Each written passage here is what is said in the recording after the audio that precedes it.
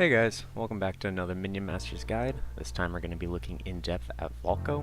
Volco is one of the cheaper heroes sitting at 525 rubies, or 1000 shards, and he provides some nice utility which allows you to play different styled decks. As always, we'll be covering his basic abilities, showcasing a few decks, and then hopefully by the end of this video, you'll feel confident to ladder with decks of your own design. So starting off and looking at Volco's basic attack, his basic attack deals a massive 40 damage to all ground units in a small radius, every 2.5 seconds.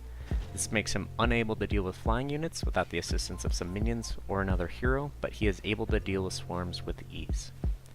His first trait is called Afterburner. This makes it so whenever you play any cards while controlling both bridges, Volco will shoot out a firebolt, dealing 60 damage to a random enemy.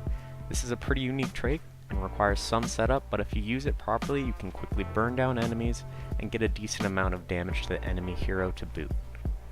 To help out with Volco controlling lanes, his second trait is called Burn the Bridges. This adds a 0 mana cost spell to your deck that will set both bridges on fire. While both bridges are burning, they will do a massive 40 damage per second to all enemy ground units over the course of 5 seconds. This is great for clearing up any low health minions, or getting a significant amount of damage on any slow moving targets. Finally, Volco's third trait is called Temper's Flaring. This gives all your melee units rage. It's great for finishing up the game or getting a massive tempo swing, as while your units are under the effect of rage, they will be dealing 100% more damage. It's important to note that Reboomers and Dragons also count as melee units, so be sure to double check your minions to see if you have anything you might not first have realized benefited from this effect. Now that we have a basic understanding of Volco's traits, let's showcase some decks, and the first deck I have for you guys today is one that's really cheap to craft and emphasizes a really straightforward playstyle. If you're new to Volco and you want to try him out, this is definitely a great starting point. The deck has a lot of ways to cover up Volco's weaknesses by having many flying units to deal with anything Volco's basic attack won't hit, and a laser turret to help take down any high health minions. There's a decent amount of low cost minions for taking advantage of Volco's first trait, and the living statue in this deck is great for grouping up minions on the bridges as you burn them down. Alright, let's get into the first game. I'm going to try and narrate this a little bit just so I can kind of explain all the different moves that you want to be doing. I know I'm going to open up here with the scrap pack. They're really good at taking both bridges at once, and you only spend 1 mana for it, so not only do you get control of both of the bridges, but you're also going to be not too far behind in case you need to play anything to counter whatever they place down. I'm going to try to put in some AoE guys just to distract the dragon from getting to Volco. That way I can use the laser turret to take down the rest of the minions before it goes down. Unfortunately, it did get shock rock, so I'm going to wait here to put the annihilator. That way the succubus isn't going to jump backwards, and I'm also going to be able to have a minion on board to take the bridge and also get a little bit of damage in on the opposing hero. I'm going to put down the shock rock to make sure that the annihilator is going to be able to get enough hits on.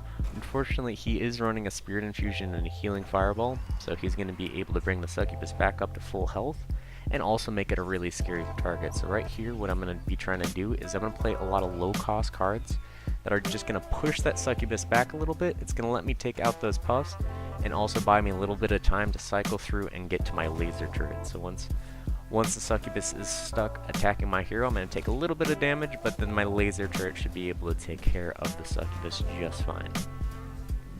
And what's really nice about the inclusion of those low-cost cards with the scrap packs and the propeller scrats is that it does provide you enough of a cycle to, 1, take advantage of Volco's first trait when you're able to, but 2, you can see I only have really the answer with laser turret to big high health minions, so that fast cycle is going to allow me to get that laser turret down a lot more reliably.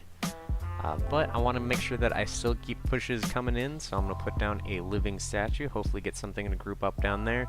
I also realize that, again, I don't have a good answer to the succubus outside of the laser turret, but luckily I got a lot of low cost things. We're going to still do the same thing, put those scrats down there that are going to knock them back with those melee hits, buy us some time so that when the succubus comes close again, we'll have enough mana for our laser turret.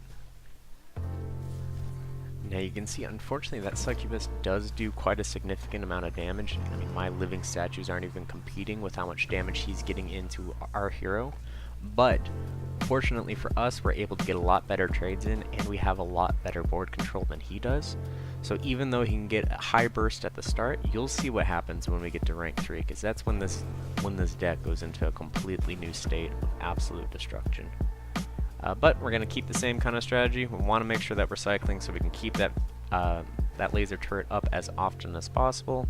We'll hold on to anything else. We'll try to be a little bit more reactive with Shock Rock and Fireball as needed. In fact, we're going to Fireball that Succubus right there to prevent them from being able to buff that one up. And we're just going to slowly cycle through and try to get to our laser turret as easily as possible, and just make sure that we have it in our hand. Right here you can see the strength of the living statue, because not only is it going to get a significant amount of damage onto the enemy hero, but it also has that high health pool so that it's going to be able to soak up all the hits, so our swarm behind it is going to get a lot of attacks in. Now I want you guys to look at the positioning of my dragons. I put it just high enough to take the bridge, but also when they come in here, the only way for him to stop those attacks is with the Shock Rock to buy time for the Annihilator to be able to land it. They were too far north to be hit by his initial shots there, and if he didn't put out that Shock Rock, there's a very good chance that he would be at a very, very risky health pool right now. We are going to put down the laser turret just to provide a little bit more defense. We do know that he's already used his Spirit Infusion, so he's not actually going to get a really buffed up Succubus anytime soon. And we're going to just use our Scrats to cycle through and kind of get a little bit more of a push going on here. And now you can see we hit rank 3. This is the point of the game where all of our cards have dramatically more value to them. Essentially, they all have an additional 3 mana spell on them for free. So we're just going to start cycling. We know we're going to win most of the trades. I'm going to try to trickle in any damage I can by Shock Rocking that shield totem to ensure that the attacks land. And you can see our living statue is an absolute beast now. Each of his melee hits are now going to do a whopping 240 damage apiece, and he is going to finish up the game for us nice and easy. Now the second deck I wanted to showcase is a deck I've actually made an entire video on, and it's one of my favorite decks out there for Volco. This deck is entirely focused on maintaining control of both bridges, and then getting insane value from Volco's first rate and all of your puffs. It allows for some pretty fun mind games, as your opponent will be constantly trying to find out which cleaver is real. It uses 3 illusory cleavers to not only get those free 60 damage shots from each of the firebolts, but also to have a decent amount of AoE, as you'll see in this game here. Each illusory cleaver does 30 damage to anything that's around it when it dies, and that's just enough to kill every single type of blood imp, as you'll see in bottom lane, while also getting a whopping 150 damage to the opposing hero for only spending 1 mana. I'm also able to use a real cleaver bottom lane in order to get a whopping 300 damage to the opposing hero for each blood imp that I kill. He is going to do a guardian down here, which unfortunately is going to stop my entire cleaver's push, but I'm going to still be able to get a decent chunk of damage in on that guardian. Valco's basic attack is also great for doing AoE, so the combination of that with an illusory cleaver is almost enough to kill the guardian. I'll just put in some blood imps to get the rest of the shields down, and then Valco's basic attack will clear the rest of that up just nicely. Now while this deck is good at doing mind games with fake cleavers and illusory cleavers and all that stuff when you're facing against most targets, when I'm going against this person, it doesn't matter if it's a real cleaver or a fake cleaver, because both of them are going to heavily damage them either through AoE or through high single target damage. You can see bottom lane, just a combination of Volco's basic attack and 1 illusory cleaver was enough not only to kill the guardian, but also stop that entire massive swarm that he had going on. And even though we don't have a lot of minions going to their face, he is still taking quite a significant amount of damage. We do have both bridges now though, so each time we're playing a card we're getting that free firebolt out, and we're just cycling in a ton of value here. Now I see a ton of imps bottom lane, and I'm realizing none of them are protected, so I'm actually going to let them get a little bit closer, because Volco's basic attack does 40 damage, while the illusory cleaver does 30 damage, so I'm going to be able to land more damage onto the opposing hero by letting them come closer. Now here I'll just put in that cleaver bottom lane to get the final swing, and we're going to have a pretty easy victory with this deck. And finally, the last deck I have to show you is one of the classics. It's Demon Warrior Volco. This deck is great at getting really strong Demon Warriors out as quickly as possible, and it is currently one of the stronger decks for 2v2s. I'm going to showcase it in the 2v2s mode, so you can see where it is currently shining, but it is still viable for singles, and its strategy does not change much there either. You're going to be focused on having quick cycles to once again take advantage of Volco's first trait, but you'll also be using those cycles to get back to Demon Warriors as quickly as possible. Once your Demon Warriors are about rank 5, you'll be able to push lanes so far back that all of your puffs will become untargetable for the most part, and you'll start spiraling out of control into a really flashy victory. Now you can see I opened up this game by taking both bridges as quickly as possible. That's because most of the cards in my hand are a little weak at this point. It's not until I get that first trait as Volco do they actually really start showing their true value.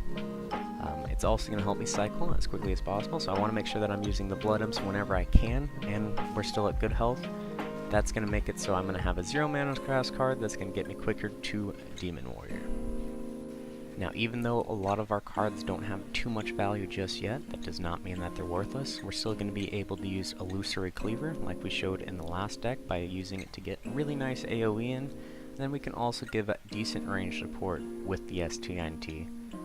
The Elite Swarmer in this deck is actually really great for getting efficient trades in, as they're one of the best early game drops. You can actually use them to completely solo Plasma Marines by itself, or most other 2-drops out there. Now, unfortunately here, the opposing team is going to get a significant damage on us, because not only is Setsu having to reload, but I'm actually not able to hit anything in the air as Volco. So I'm going to try to cycle to get the STINT as quickly as possible to get some additional range support, and then I can start worried about getting back to my Demon Warriors and making them as big as possible. We're lucky that our teammate has just put out a Dragon Pack that's going completely unchecked, so that's going to provide decent enough support to buy us the time to get those Demon Warriors out. Now we're going to be able to place one bottom lane, so I'm going to start putting my puffs down, and you can see just how far back that these Demon Warriors can push a lane. Now they're getting pretty close to the unkillable spot, but they're still high enough health to make sure that we can start cycling out of control. You can see here we still got a very big Demon Warrior bottom lane, and we're already going to be able to get our next one out soon. We can once again use Illusory Cleaver for some really nice cheap AoE, and now we can start getting our next Demon Warrior out. We can keep cycling our minions, and we're going to start getting to the point where these guys are absolutely unkillable. You can see we can use Burn the Bridges to quickly deal with any of the cheap minions that they had on top lane, and we can make sure that we keep putting those STINT bikes down to deal with any flying units. Now right here I'm debating on how I'm going to deal with that blue golem on top lane. I see Burn the Bridges is very close to my hand next, but unfortunately we're not at the highest health and there is a Zhulong on board, so I'm just putting down my next Demon Warrior. And these Demon Warriors are at the point where they're absolute monsters. You can see just how much damage they can do, so I'm not really too worried about losing this game at this point. I'm just going to start vomiting whatever I see in my hand, and just the Demon Warriors are going to keep pushing back further and further and further, and we're going to keep punishing them harder and harder every time. We did get a very lucky lightning bolt there by taking care of that living statue. That doesn't really matter.